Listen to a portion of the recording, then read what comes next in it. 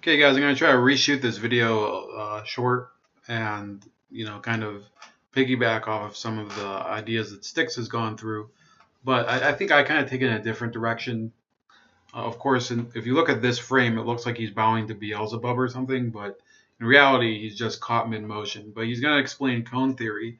I think the model he uses is, I'm going to try to call something telescope theory.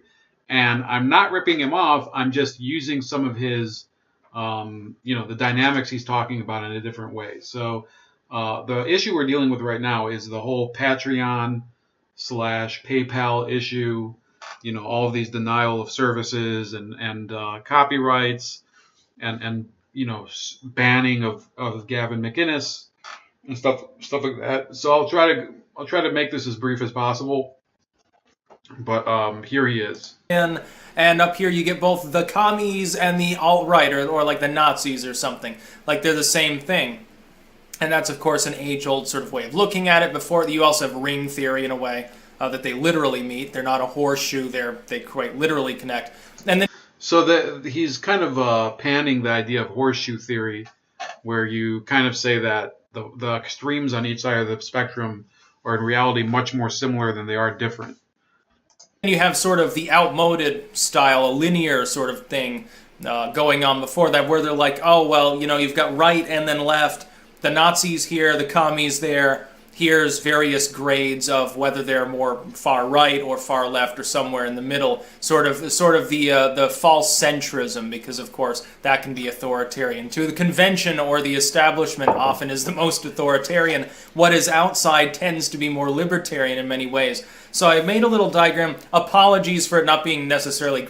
So he's essentially saying the more you don't buck the trend, the more you tend to agree with authority.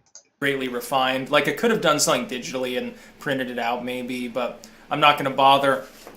This is cone theory. This is the way that I look at it. I think hopefully I'll be able to explain it. It should make some sense.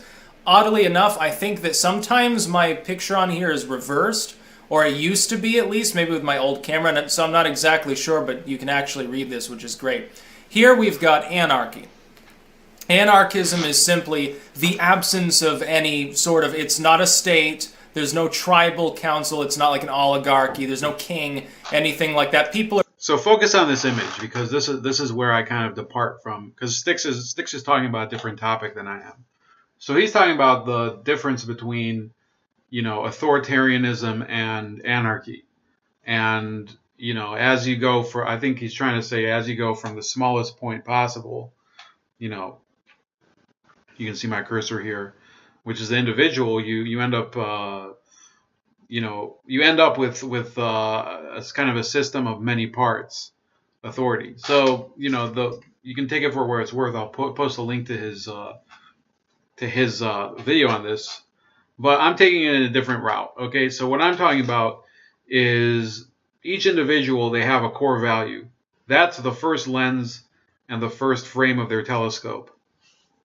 So let's say your core value, the top core value, or your set of core values, it doesn't matter, because you could have a set of core values at the center. Let's say you're very much against gun control, or let's say you're very much for gun control, or you're pro-choice, or you're pro-life, or whatever. That's the first frame and lens of your telescope. And then you consistently go outward and get to ones that you find to be less of a priority until you get to topics where you might have no opinion, or you're just simply dead set against it.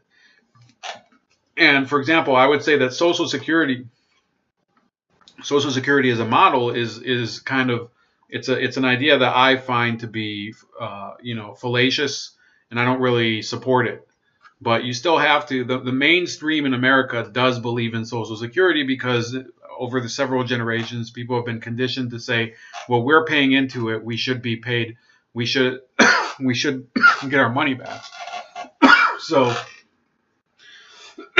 that built-in assumption is the convention, whether it's correct or not. So that's one of the furthest outer frames of your telescope. And that's really what I'm talking about when I see people who, they're more obsessed with some of these I don't know if you'd call them YouTube feuds, but YouTube beefs would be the more precise term. The best example I can think of is Owen Benjamin kind of went hard against Jordan Peterson recently. And I think he made some good points, because he said that Jordan Peterson has been involved in a number of studies connected to the UN, and I think it was with migration and ideas like that. And if they are true, because I didn't get to research so much of it, but let's assume that what Owen's saying is true. Yeah, I think that's something where I would definitely say that Peterson is wrong, and he should be criticized about it. What I didn't necessarily like about what Benjamin said was that, this kind of proves that Jordan Peterson is kind of a globalist plant, and he's not really necessarily for the cause of liberty and everything. I would say something much different from the way Benjamin said it, because I think that Peterson is, especially in recent years, since, much more recently than the studies that he was a part of with that had to do with the UN, but recently, Jordan Peterson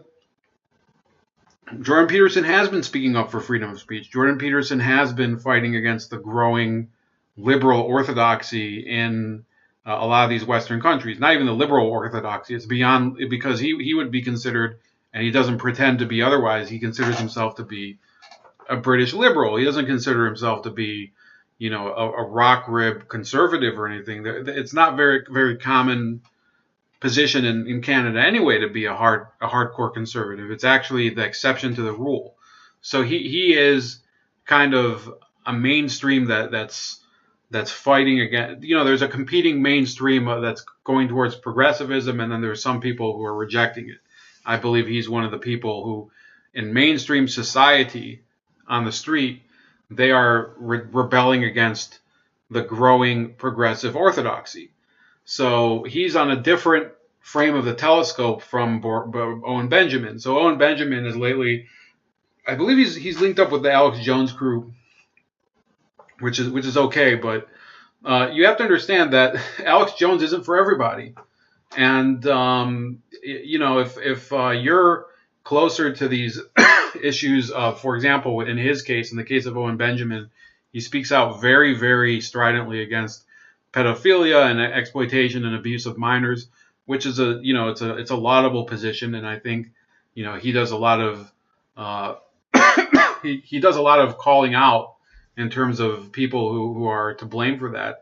I think he was partially responsible for exposing James Gunn's ridiculous tweets and all of that, which I think are much more egregious than some of the other people who have had tweet scandals. So I think that in Owen Benjamin's case, I don't care if he thinks that this is talking like minimizing what he's saying, but you have to cool your jets at a certain point.